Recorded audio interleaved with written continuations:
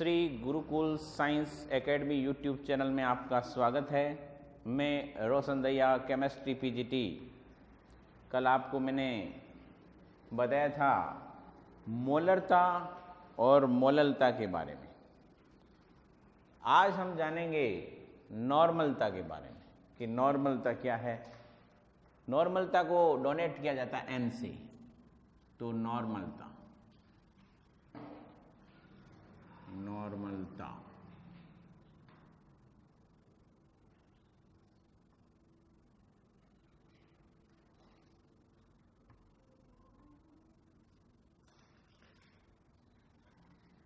देखिए, नॉर्मलता का अभिप्राय ये होता है कि 1 लीटर हमारे पास में सॉल्यूशन है, मतलब विलियन है। 1 लीटर विलियन में जो विलय के तुल्यांक की संख्या होती है उसको हम कहते हैं नॉर्मलता। यानी कि नॉर्मली डेफिनेशन ये हो गई कि 1 लीटर विलियन में, 1 लीटर लिख सकते हो, प्रति लीटर भी लिख सकते हो, या 1 लीटर विलियन में, 1 लीटर विलियन में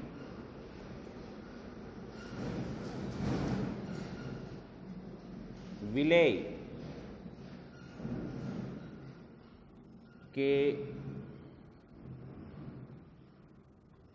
की तुल्यांक की संख्या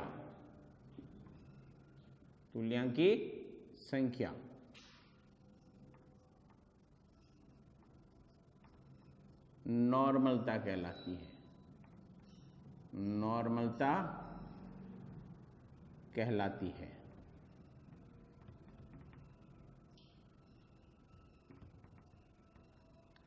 तो देखिए, इसका फार्मूला क्या हो गया।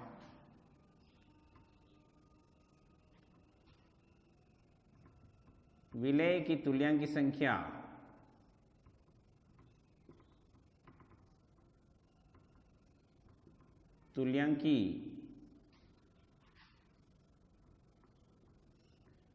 या मान अपॉन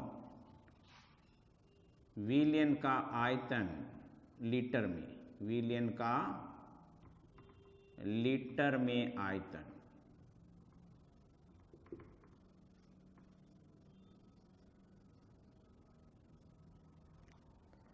इसे हम जो है नॉर्मलता प्रदर्शित करते हैं। नॉर्मलता इक्वल टू विलय की तुल्यांक की संख्या अपॉन विलियन का आयतन लीटर में होना चाहिए। अब देखिए, ये जो तुल्यांक की संख्या है, ये क्या होती है तुल्यांक की। तो देखिए, अपन जो तुल्यांक के बारे में समझते हैं कि जो ये तुल्यांकी का अभिप्राय है,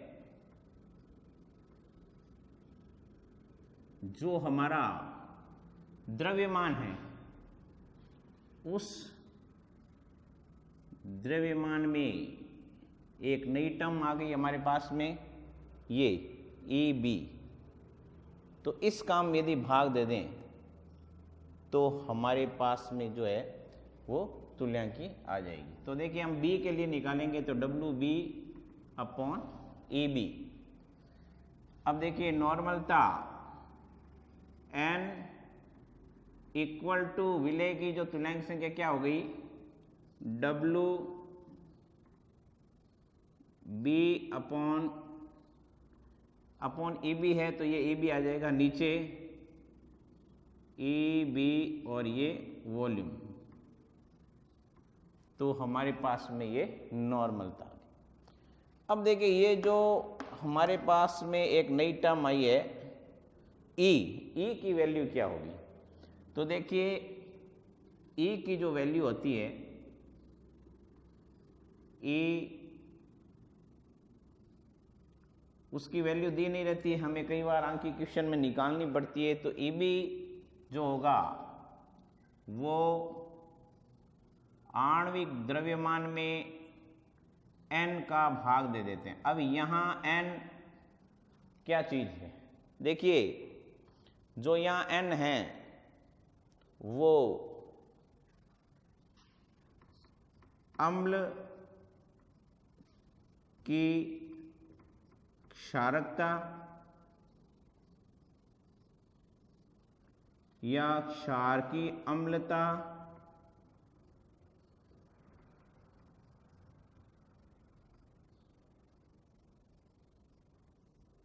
या लवण की संयोजकता है, लवण की संयोजकता है। ये देखिए, जो यहां मैंने बताया ये जो N है, इसका अभिप्राय है या तो अम्ल की क्षारकता या क्षार की अम्लता या लवण की संयोजकता। जैसे यहाँ हम एक उदाहरण देखते हैं, लेते हैं सल्फ्यूरिक अम्ल, जैसे H2SO4 सल्फ्यूरिक अम्ल। अब देखिए हमें ये एक अम्ल है और इसकी हमको क्षारकता निकालनी, अम्ल की क्षारकता ज्ञात करनी। अम्ल की क्षारकता कैसे ज्ञात करेंगे? तो सबसे पहले देखिए इसका आणविक द्रव्यमान निकालते हैं। आणविक द्रव्यमान कैसे निकालेंगे? देखिए हाइड्रोजन के लिए 1 होता है और हाइड्रोजन इस फार्मूले में 2 है, तो 2 से मैंने मल्टीप्लाई कर दिया। फिर प्लस सल्फर का द्रव्यमान होता है 32, तो यहाँ ये हो गया 32 प्लस ऑक्सीजन का 16 होता है, एक ऑक्सीजन का यहाँ 4 ऑक्सीजन है, तो ये हो गया 4 × 16, 2 × 1 = 2 प्लस 32 प्लस 64, इनका सम हो गया 98। अब देखिए ये अम्ल है और किसी भी अम्ल की क्षारकता निकालते हैं तो क्या करते हैं कि जितने भी हाइड्रोजन होते हैं उससे उसकी संख्या को उसमें डिवाइड कर देते हैं। जैसे यहाँ 2 हाइड्रोजन है, ध्यान से समझिए, यहाँ 2 हाइड्रोजन है, तो हम जो इसकी जो है क्षारकता कैसे निकालेंगे? इसकी क्षारकता निकालेंगे 98 में किसका डिवाइड करेंगे? 2 का। 2 का डिवाइड क्यों करेंगे? क्योंकि जो अम्ल की क्षारकता निकालने के लिए अम्ल में जितने भी हाइड्रोजन एटम्स होते हैं उसका उसमें डिवाइड कर देते हैं, तो इसमें मैंने इसका 2 से मैंने ये इसका डिवाइड कर दिया। तो अब देखिए ये 49 आ गया, तो सल्फ्यूरिक अम्ल की जो है क्षारकता हमारे पास में आ गई 49। इसी प्रकार से आप क्षार की अम्लता भी निकाल सकते हैं। जैसे यहाँ एग्जाम्पल दे रहा हूँ, ये देखिए सोडियम हाइड्रोक्साइड NaOH, आपको पता है इसका जो द्रव्यमान कितना होता है 23 और ऑक्सीजन का 16, हाइड्रोजन का होता है 1। तो आपको पता है ये कितना हो गया टोटल, इसको अपन ऐड करेंगे तो ये हो गया 40। अब देखिए क्षार है, क्योंकि ये तो अम्ल है नहीं, इस बार तो मैंने क्षार लिया सोडियम हाइड्रोक्साइड, तो एक क्षार है, और जो अम्ल क्षार है उसकी अम्लता निकालने के लिए हमें OH समूह का डिवाइड करना पड़ेगा, और OH ग्रुप इसमें एक है हाइड्रोक्सी समूह। तो 40 में हम 1 से डिवाइड करेंगे तो हमारे पास में आ गया 40। तो इस प्रकार से हम जो है किसी भी अम्ल की क्षारकता या क्षारकता जो है उसकी अम्लता निकाल सकते हैं। अब देखिए एक तनुता समीकरण भी आपको याद रखना है, मैं यहाँ लिख रहा हूँ तनुता समीकरण। तनुता समीकरण, तनुता समीकरण क्या होती है? देखिए N1 V1 = N2 V2। तो ये जो है प्रथम विलयन का आयतन, ये दूसरे विलयन का आयतन है, ये नॉर्मलता है प्रथम विलयन की, ये द्वितीय विलयन की नॉर्मलता। तो हमने ये है जो है नॉर्मलता है, इसको अच्छी तरह से समझना है। हमें अम्ल की क्षारकता, क्षार की अम्लता निकालनी आनी चाहिए। अब हम जो नेक्स्ट लेंगे विलेयता।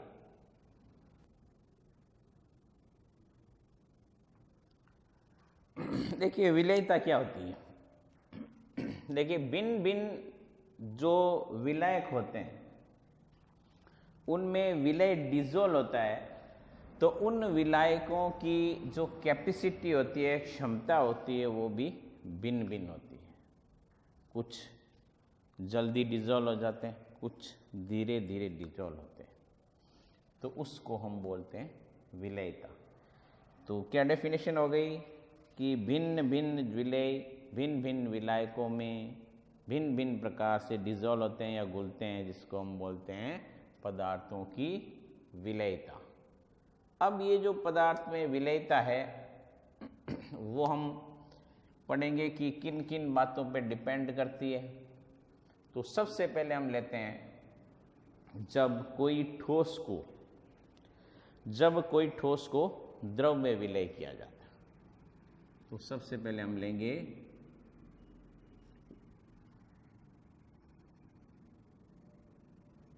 ठोस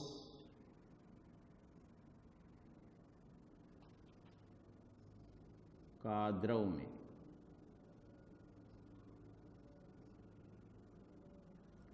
देखिए स्टूडेंट्स, जैसे मैंने बताया कई बार हम लिक्विड को जो है लेकर उसमें जब सॉलिड डिसॉल्व करते हैं यानी ठोस को घोलते हैं, तो देखिए जैसे घोलते घोलते एक ऐसी कैपेसिटी भी आती है, ऐसी क्षमता आ जाती है जब विलय उसमें डिसॉल्व होना ही बंद हो जाता है। तो इस प्रकार के विलयन को कहते हैं सैचुरेटेड सॉल्यूशंस या संतृप्त विलयन कहा जाता है। तो देखिए आपको यह भी याद रखना है कि संतृप्त विलयन क्या है। संतृप्त विलयन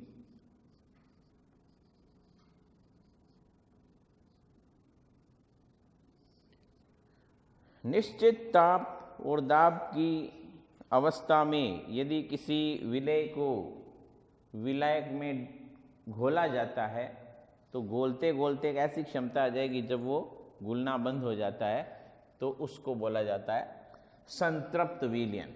अब देखिए सबसे पहले हम जैसे ले रहे हैं ठोस का द्रव में, तो कोई भी चीज़ जैसे नॉर्मल आपको एग्जाम्पल तो इसका पता है ही है, नमक है, नमक को हम जल में डिजोल्व करते हैं, नमक और जल। नमक सॉलिड है और जो जल है वो लिक्विड है, तो ठोस का द्रव में। अब देखिए किन किन बातों पर निर्भर करता है वो हमको लेना। सबसे पहला जो है वो मेन है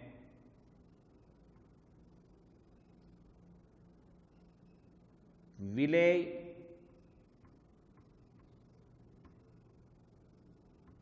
व विलायक की प्रकृति पर।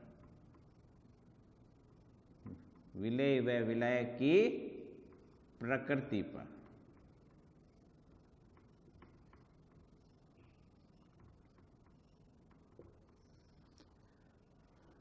सॉल्यूट एंड सॉल्वेंट का जो नेचर होता है उस पर डिपेंड करता है। किस प्रकार से डिपेंड करता है, क्या मतलब हुआ इसका, विलय या विलय की प्रकृति पर।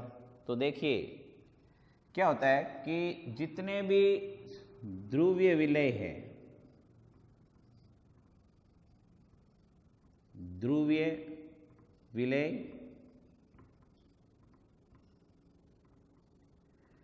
वे ध्रुवीय विलायक में ही घुलते हैं।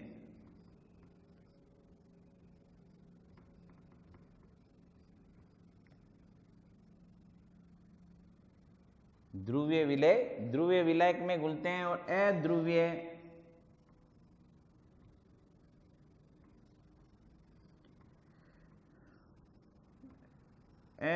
विलय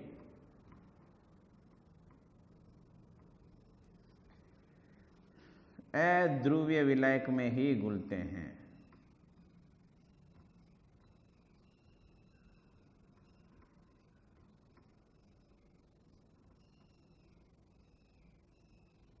देखिए ध्रुवीय विलय ध्रुवीय विलायक में और अध्रुवीय जो विलय होते हैं अध्रुवीय विलायक में ही घुलते हैं।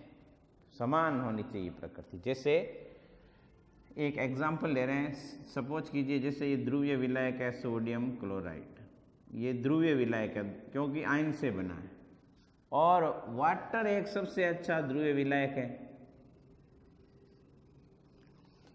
तो नमक जल में घुल गया। इसी प्रकार से अध्रुवीय विलायक, देखिए अपन बात किसकी कर रहे हैं, सिर्फ ठोस का द्रव्य विलय। तो देखिए नमक ठोस है, ये द्रव है, हम इसी की बात कर रहे हैं फिलहाल ठोस का द्रव में। तो देखिए नमक में वाटर डिजोल्व हो गया, आयोडीन है, और आयोडीन जो है अध्रुवीय विलायक बेंजीन में डिजोल्व हो जाती है, ये बेंजीन, तो इसको बेंजीन में डिजोल्व किया जा सकता है क्योंकि आयोडीन भी अध्रुवीय विलय है और ये भी अध्रुवीय विलायक है बेंजीन, तो ये इसमें डिजोल्व हो जाती है, नो प्रॉब्लम। अब देखिए जैसा कि अब दूसरा जो फैक्टर काम करेगा वो है तापमान, टेम्परेचर।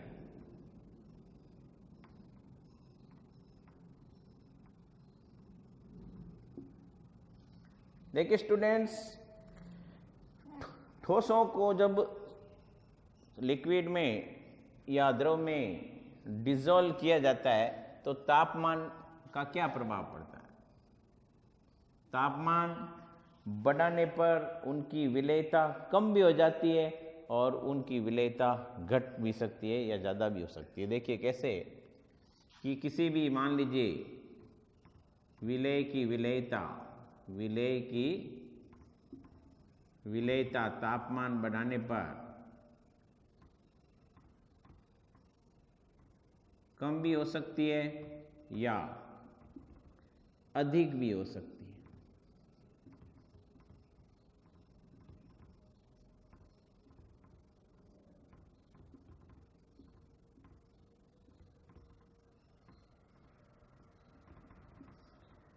जैसे आपने कोई ठोस पदार्थ लिया, उसको किसी विलेय लेकर विलायक में आपने डिजोल्व किया, उसको घोला, और आपने टेम्परेचर उसका इंक्रीज किया, तापमान बढ़ाया, तो या तो उसकी विलेयता बढ़ जाएगी, अधिकांश केस में तो बढ़ती है, या उसकी विलेयता कम हो जाती है।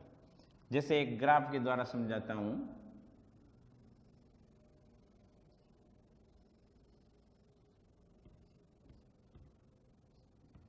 ये देखिए इधर टेम्परेचर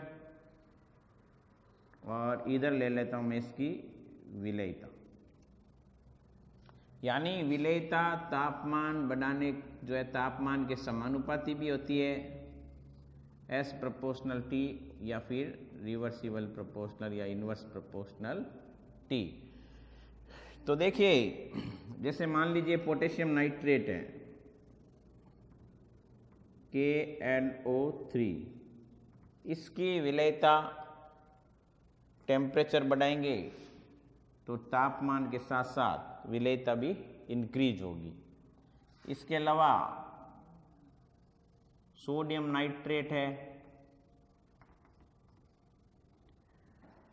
इसकी विलेयता भी तापमान बढ़ाने के साथ साथ बढ़ेगी, इंक्रीज होगी। इसी प्रकार से पोटेशियम डाइक्रोमेट K2Cr2O7, तो तापमान बढ़ाने के साथ साथ इनकी विलेयता भी बढ़ रही है। ध्यान से समझना, तापमान बढ़ाने के साथ साथ इनकी विलेयता बढ़ रही है, लेकिन सीरियम सल्फेट उसकी जो ये देखिए, ये सीरियम Se2SO4 का होल थ्राइज, जो सीरियम सल्फेट है वो ताप बढ़ाने पर उसकी विलेयता धीरे धीरे कम हो रही है। तो इसका मतलब कम भी होती है और अधिक भी होती है। ऐसा क्यों हुआ? तो इसके लिए हम समझेंगे ऊष्माक्षेपी और ऊष्माशोषी विक्रिया। दो प्रकार की विक्रिया होती है। सबसे पहले देखिए लेते हैं ऊष्मा शोषी अभिक्रिया।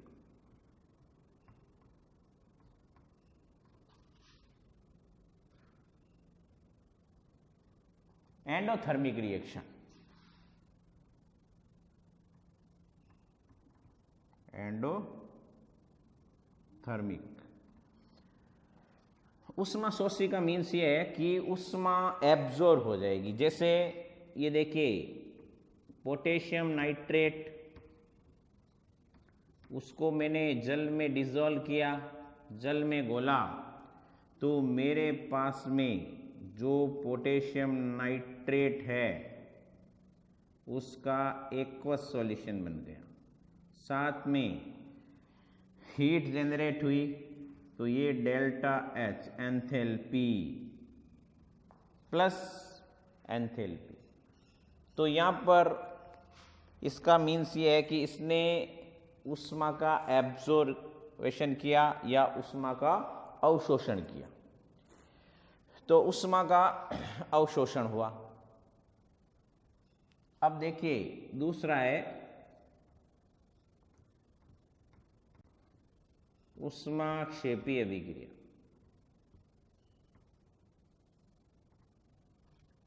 एंडोथर्मिक रिएक्शन वो थी एंडोथर्मिक, ये है एक्सोथर्मिक। एक्सोथर्मिक पहले वाली थी एंडोथर्मिक, ये है एक्सोथर्मिक उष्माक्षेपी। यानी जो उष्मा है उसका उत्सर्जन होगा। जैसे चूना होता है, उसको जब वाटर में डिसॉल्व किया जाता है तो हीट प्रोड्यूस होता है, CaOH का होल ट्वाइस, ये माइनस डेल्टा एच। तो इसमें उष्मा का उत्सर्जन हो रहा है। तो सीधा सीधा है कि तापमान बढ़ाने पर या तो विलेयता कम होती है या विलेयता अधिक हो सकती है। आपने उष्मा शोषी उष्माक्षेपी अभिक्रिया के बारे में क्लास 10th में भी आपने स्टडी कर रखी है, 11th में भी आपने पढ़ा है, और ये वापस आपके काम आ रहा है। तो एंडोथर्मिक और एक्सोथर्मिक, तो ये आपको पता होना चाहिए। पहला जो फैक्टर था ठोस का द्रव में विलयन में, जो हमने देखा वो पदार्थ की प्रकृति पर निर्भर करता है। दूसरा फैक्टर है तापमान। अब जो हम पढ़ेंगे वो पढ़ेंगे गैस का द्रव में जो है वो किस प्रकार से विलयता होती है।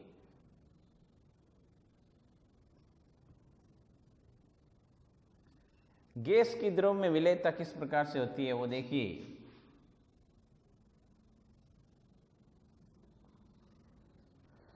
सोडा वाटर में लिक्विड होता है और उसमें गैस को डिसॉल्व किया जाता है। तो ये किन बातों पे निर्भर करता है? तो सबसे पहला जो है वो वही प्रकृति पर, नेचर, मतलब सेम वही बात है, विलय और विलय की प्रकृति। विलय व विलय की प्रकृति।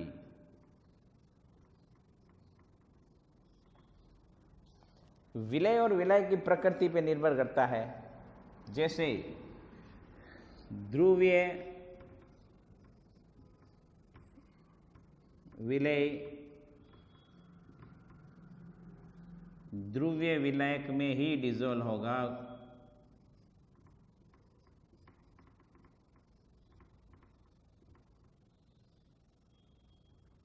ध्रुवीय विलय ध्रुवीय विलायक में ही डिसॉल्व होता है। जैसे मैं लेता हूँ, देखिए बात गैस की कर रहे हैं इसलिए मैं अमोनिया ले रहा हूँ, क्योंकि हम गैस को द्रव में डिसॉल्व करेंगे। और इसको जब वाटर में डिसॉल्व किया जाता है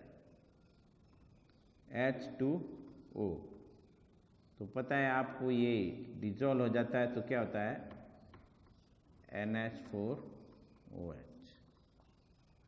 तो ये ध्रुवीय विलय था गैस और ये द्रव था विलायक, दोनों ध्रुवीय थे। तो ध्रुवीय विलेय ध्रुवीय विलायक में ही डिसॉल्व होता है। और अध्रुवीय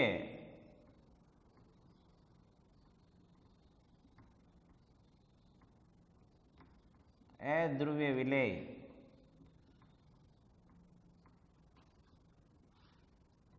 अध्रुवीय विलायक में डिसॉल्व होता है।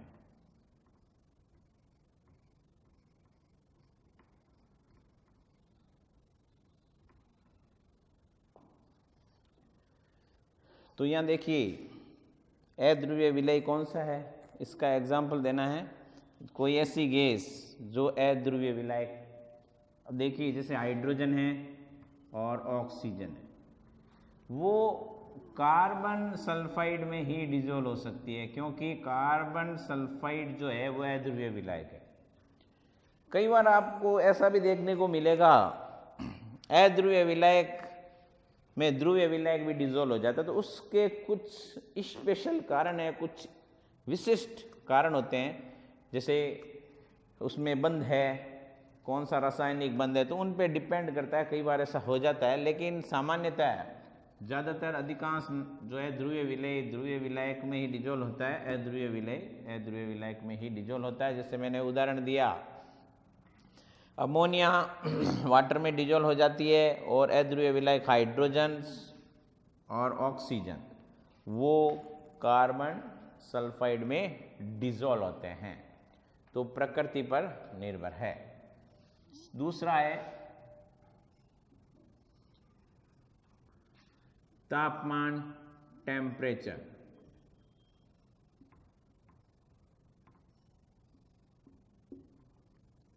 देखिए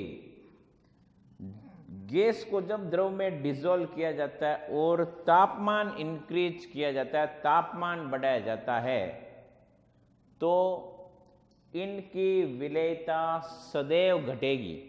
इनकी विलेयता हमेशा वो है कम होगी।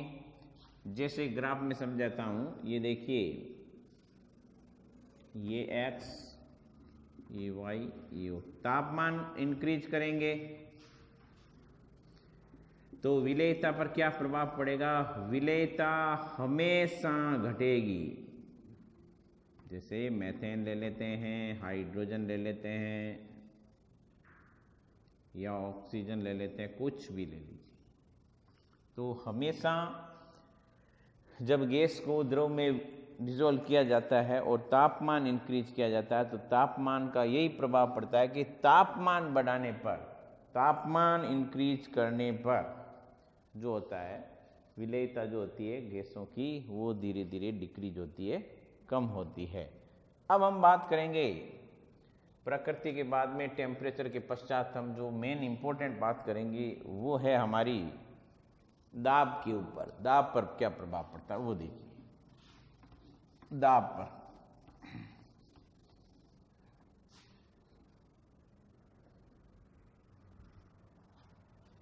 ये हमारे लिए एक इंपॉर्टेंट बिंदु है। दाब पर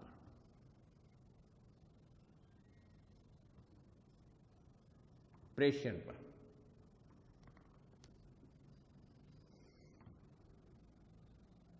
देखिए, जब गैस को द्रव में डिसॉल्व किया जाता है और प्रेशर इंक्रीज किया जाता है, दाब बढ़ाया जाता है, तो क्या प्रभाव पड़ेगा? जैसे मेरे पास में ये एक पिस्टन है,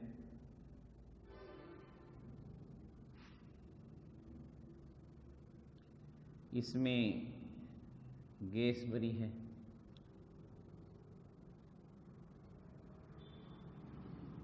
या मान लीजिए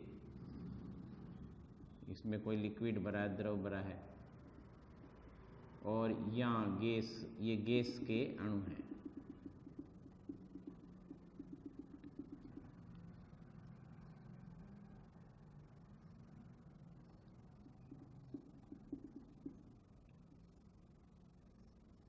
ये द्रव है और ये गैस है।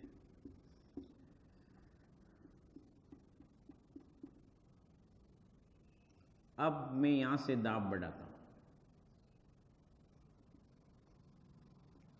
तो दाब बढ़ाने से क्या होगा? जो गैसीय अणु हैं वो लिक्विड में आसानी से डिसॉल्व हो जाएंगे, यानी दाब बढ़ाने पर जो होता है उनकी विलेयता बढ़ेगी। कब? जब गैस को द्रव में मिलाया जाता है। तो ये देखिए यहां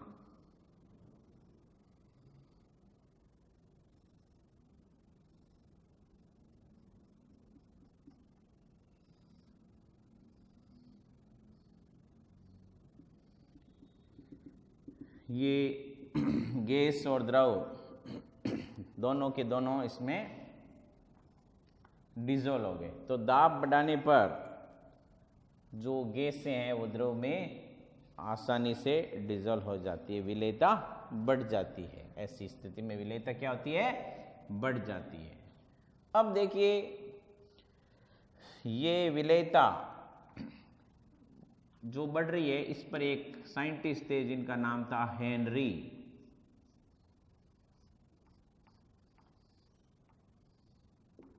हेनरी ने नियम दिया कि दाब बढ़ाने पर हमेशा विलेयता क्या होती है? बढ़ती है। तो P प्रोपोर्शनल S। लेकिन इसमें संशोधन किया गया, इसको मोल अंश में अभिव्यक्त किया गया कि जो प्रेशर होता है दाब, वो प्रोपोर्शनल होगा मोल अंश के, x के। मैंने पहले भी बताया था x का अभिप्राय मोल अंश है इस चैप्टर में। P equal to KHX। यहाँ जो KH है वो हेनरी स्थिरांक है, हेनरी कांस्टेंट या हेनरी स्थिरांक।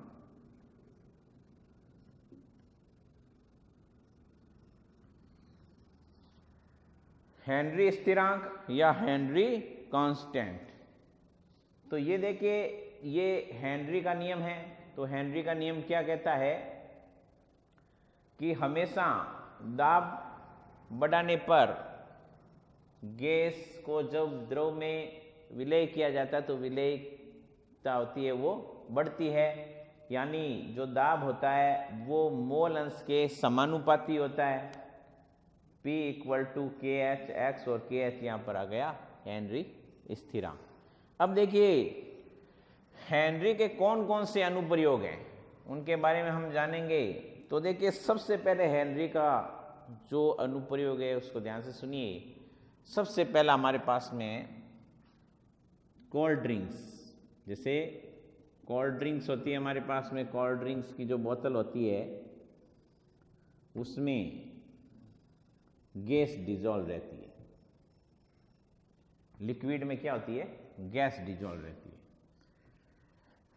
है। जब इसको खोला जाता है तो दाब होता है वो कम होता है, तो ये जा के रूप में यहां से जो है वो कोल्ड ड्रिंक्स बाहर आती है।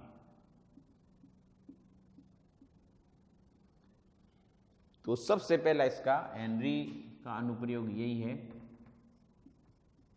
हेनरी के नियम के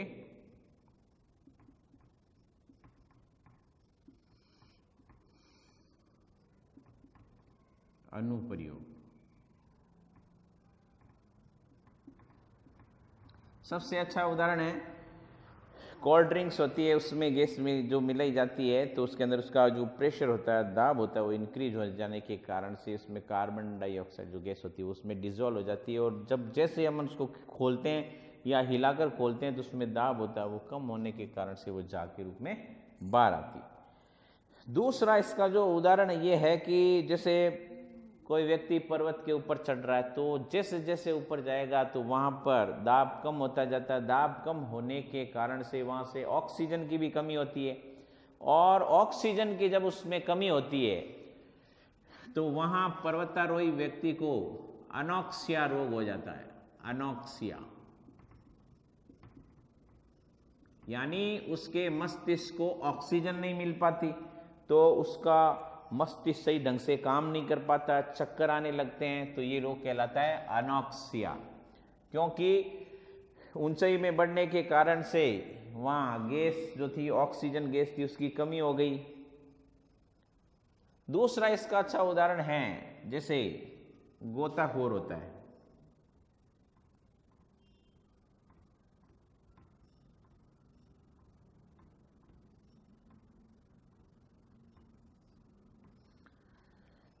तो देखिए पर्वतारोही जो होते हैं वो भी जो होते हैं साथ में ऑक्सीजन ले जाते हैं, ऑक्सीजन के सिलेंडर ले जाते हैं।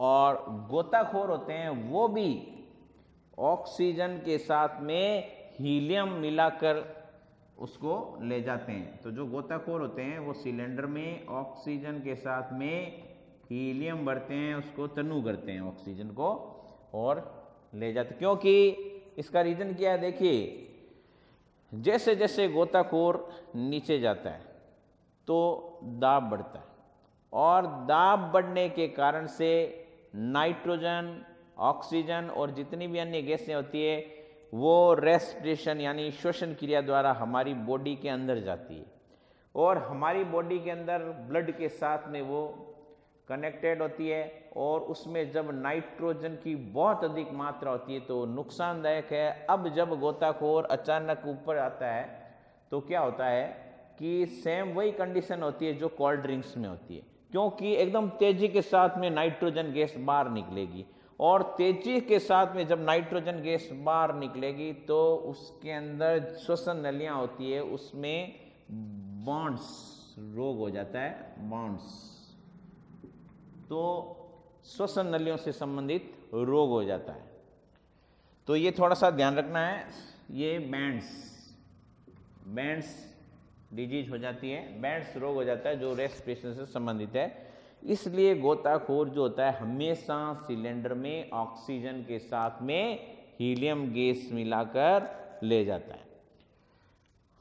तो ये इसके मुख्य अनुप्रयोग हैं, जैसे कोल्ड ड्रिंक्स वाला हो गया, या पर्वतारोही हो गया, या कोई जो गोताखोर होता है जो समुद्र में नीचे तली तक जाता है, पेंदे तक जाता है, बॉटम तक जाता है, तो वो भी ऑक्सीजन के साथ में हीलियम ले जाता है, क्योंकि देखिए गैस है, द्रव में तो डिजोल्व होना ही है।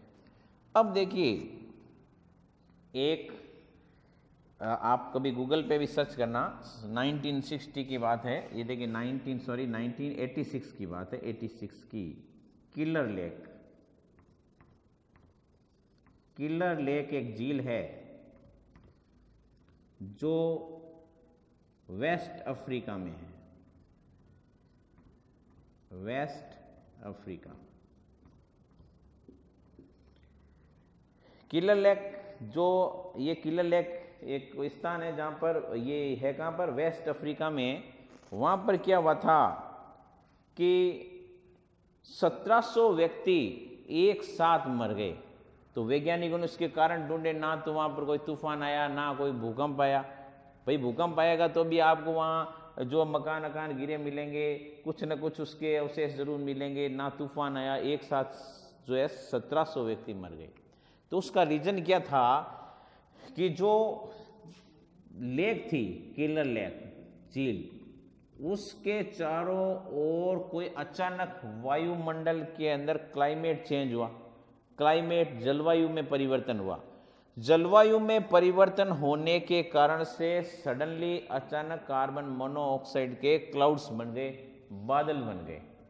तो वहां पर जो थी ऑक्सीजन की सांद्रता कम हो गई और अचानक ही कार्बन मोनोऑक्साइड की सांद्रता बढ़ गई, क्योंकि ये देखिए ये क्या, द्रव, और सांद्रता किसकी बढ़ गई, गैस की।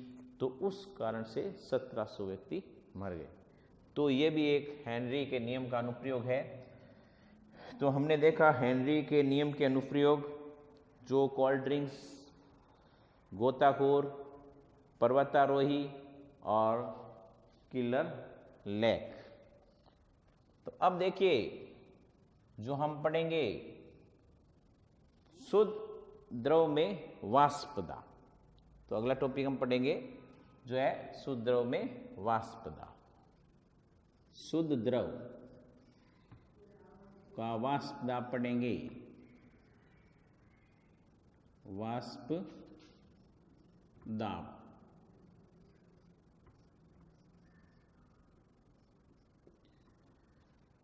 शुद्ध द्रव का वाष्प दाब। देखिए जैसे एक वेसल्स लेते हैं, ये समझ लीजिए जार है,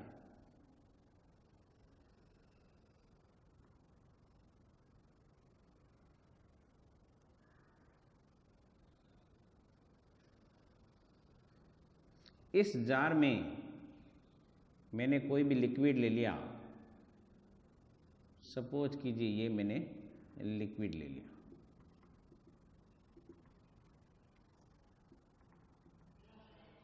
अब मैं इसको हीट करता हूं, मैं इसको गर्म करता हूं। गर्म करने से ये व्हील जो है आपका वाटर है, ये यहां से वाष्पित हुआ और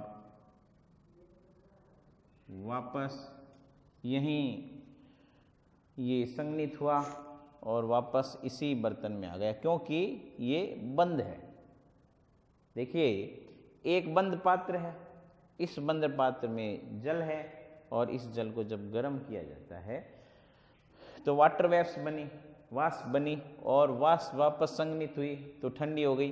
तो इसी बर्तन के अंदर गर्म हो रही है, ठंडी हो रही है और वापस ये स्थिति है। तो एक ऐसी स्थिति भी आती है जब कोई द्रव होता है वो वाष्प में बदलता है, या वाष्प जब संघनित होती है तो द्रव में बदलती है। तो इन दोनों की साम्य स्थिति, इन दोनों की साम्य स्थिति। तो देखिए ये जो वाष्प दाब है उनकी जो साम्य स्थिति पे किन किन बातों पे निर्भर करता है। देखिए सबसे पहला जो कारण है वो नंबर 1 ये है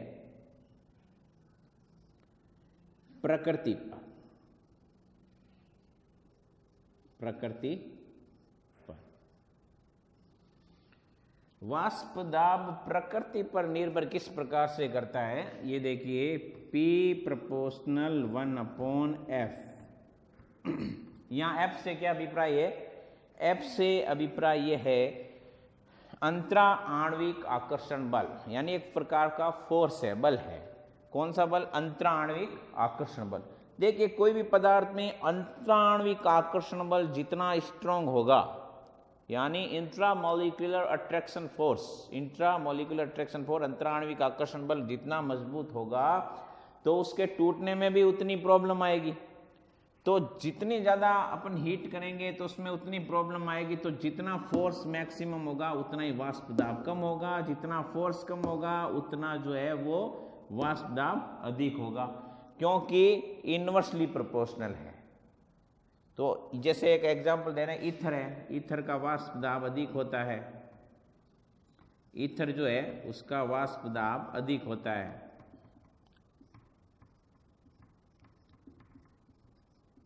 जबकि वाटर के जो मॉलिक्यूल्स होते हैं उसके अंदर इंट्रामॉलिक्यूलर अट्रैक्शन फोर्स ईथर की तुलना में थोड़ा ज़्यादा होता है, इसलिए वो उसका वाष्प दाब भी कम होता है। तो प्रकृति पर निर्भर करता है। दूसरा है इसके अंदर जो कारक काम करता है वो है तापमान। तो देखिए तापमान बढ़ेंगे, टेम्परेचर इंक्रीज होगा,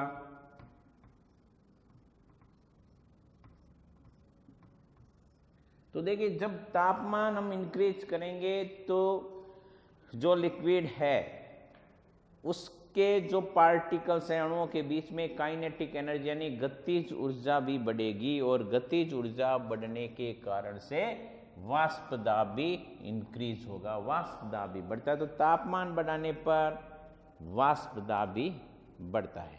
अब देखिए द्रव में वाष्प दाब बता रहे हैं,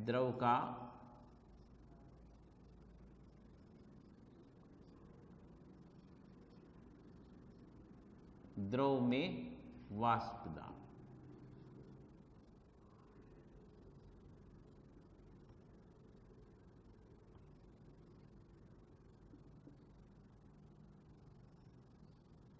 अभी हमने एक हेनरी का रूल पढ़ा था।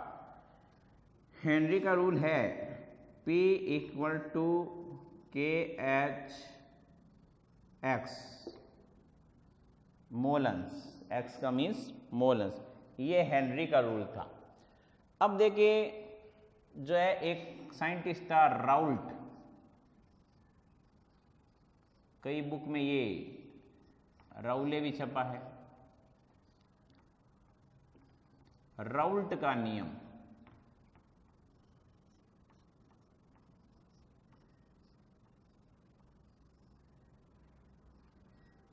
हेनरी का रूल क्या था, जो दाब होता है वो x के प्रोपोर्शनल होता है। राउल्ट का रूल भी यही है, P प्रोपोर्शनल x। फिर क्या डिफरेंट हुआ, दोनों में क्या अंतर हुआ? तो देखिए जो हेनरी का नियम है वो कार्य करता है जब किसी ठोस को द्रव में मिलाया जाता है, जबकि यहाँ द्रव को द्रव में मिलाया जाता है। राउले का जो रूल है, राउले या राउल्ट का जो रूल है, वो द्रव का द्रव में विलयन के साथ में मिलाना है, जबकि ये जो रूल था हेनरी का, वो क्या था, गैस का द्रव में मिलाना। तो यहाँ पर देखिए हम इसकी बात करेंगे। सपोज कीजिए कि आंशिक दाब कोई भी विलयन है जो है, उसमें दो विलयन ले लेते हैं, एक ले लेते हैं 1, एक ले लेते हैं 2, और आंशिक मोल जो है उसके अंदर एक का 1 ले लेते हैं, एक का ये ले लेते हैं x2, मोलन्स 1, और दाब ले लेते हैं P1 और P2। तो इसको ऐसे लिखा जाएगा, P1 के लिए, P2 के लिए क्या लिखा जाएगा, P1 not x1, P2 not x2, ये लिखा जाएगा। P1 not x1, P2 not x2 लिखा जाएगा। तो ये देखिए, अब आपने पढ़ा जो डाल्टन का नियम, क्योंकि हम इसको मोलन्स में लिखें, तो देखिए डाल्टन का नियम क्या कहता है। अच्छी तरह से इसको वापस समझा देता हूं, एक बार और देख लीजिए इसको।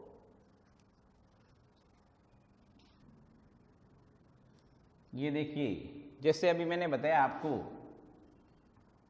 P1 P2, यहां पर KH नहीं आएगा, क्योंकि हेनरी का जो नियम था उसमें KH आया था कांस्टेंट, और वो जो गैस और द्रव के सापेक्ष था, और ये जो है द्रव द्रव के सापेक्ष है। तो यहाँ P1 not x1, P2 not x2। अब देखिए डाल्टन के नियम से, डाल्टन के नियम से, इस नियम से क्या है कि ये जो कुल जो दाब है, वाष्प दाब, कुल वाष्प दाब, वो कितना होगा, P1 और P2 के योग के बराबर।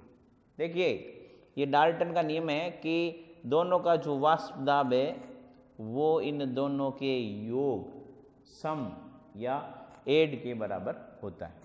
P1 की वैल्यू देखिए यहाँ क्या है, जो P1 की वैल्यू है वो यहाँ है P1 not x1 plus P not 2x2। ये देखिए, अब मान लीजिए मैं x के दो टुकड़े कर दूं, और तो इनमें से 1 माइनस x2 हो जाएगा x1 की जगह, यानी कि इसके मैं दो डिवाइड कर देता हूं, तो यहाँ x1 की जगह हम रखेंगे 1 माइनस x2। तो इसी समीकरण में देखिए मैं यहाँ रखता हूं P1 नॉट 1 माइनस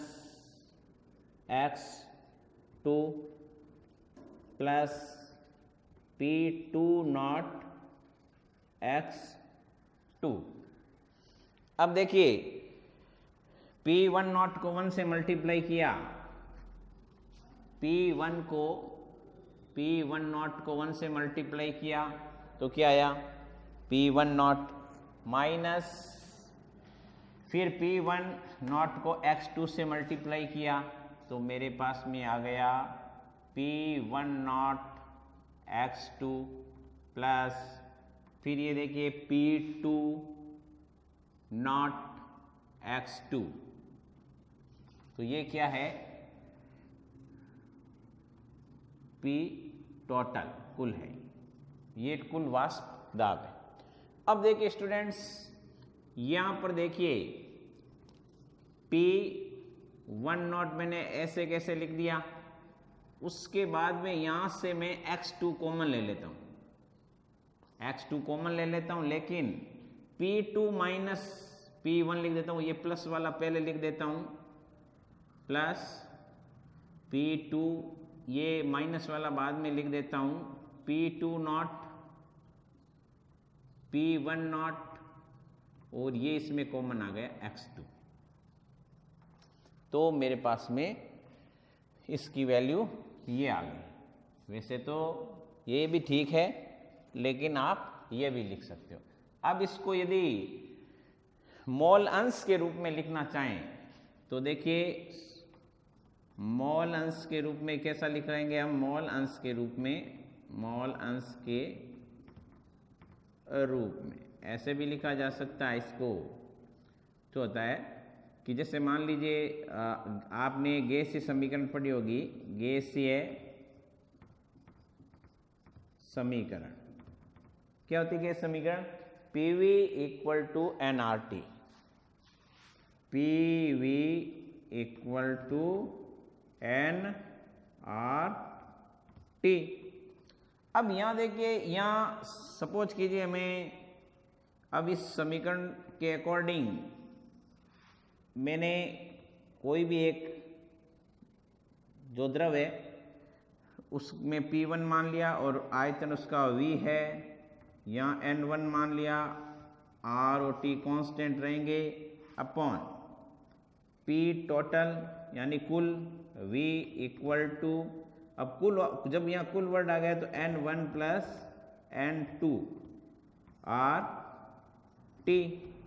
अब इन दोनों को मैं जब डिवाइड करूंगा इसमें ये, तो ये देखिए आयतन से आयतन कैंसिल हो गया और ये RT से RT कैंसिल हो गया। तो मेरे पास में आ गया P1 upon PT equal to N1 upon N1 plus N2।